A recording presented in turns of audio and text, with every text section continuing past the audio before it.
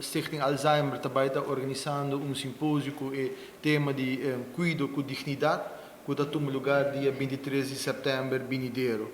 Me quer 20 anos de existência, é um momento especial para que tu também ribesar aqui. Stichting Alzheimer, 2 décadas passadas, a tomar iniciativa para atender com a necessidade aqui que está ancra também o direito de existência de Stichting de nossa comunidade. Num compromisso para trazer conscientização sobre tópico aqui tão importante, me quer prover sustento também no indivíduo e também a família que sofre de Alzheimer. E me quer essa aqui também, Stichting logra quebra o tabu também de tema aqui que reina de nossa comunidade e para anos não acaba.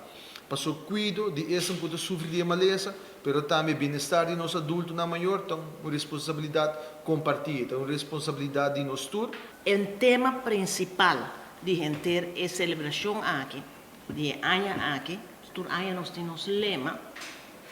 O lema de ano aqui está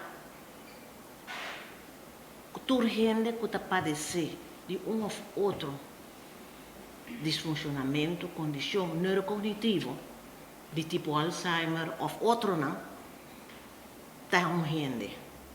Tudo não está um gente. E isso aí também está encerrar que nossa fundação está parar, Fundação Alzheimer Aruba está parar para isso aí. Cuido com dignidade, isso aí está nossa meta.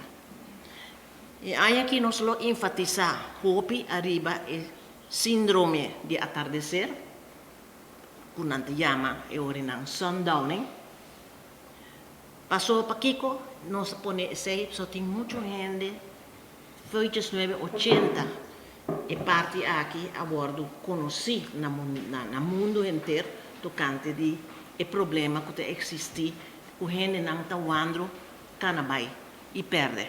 O ticket está limitado, nós estamos lugar no Holiday Inn, está somente 100 tickets nós vemos, mas nós esperamos que vai ter sold out.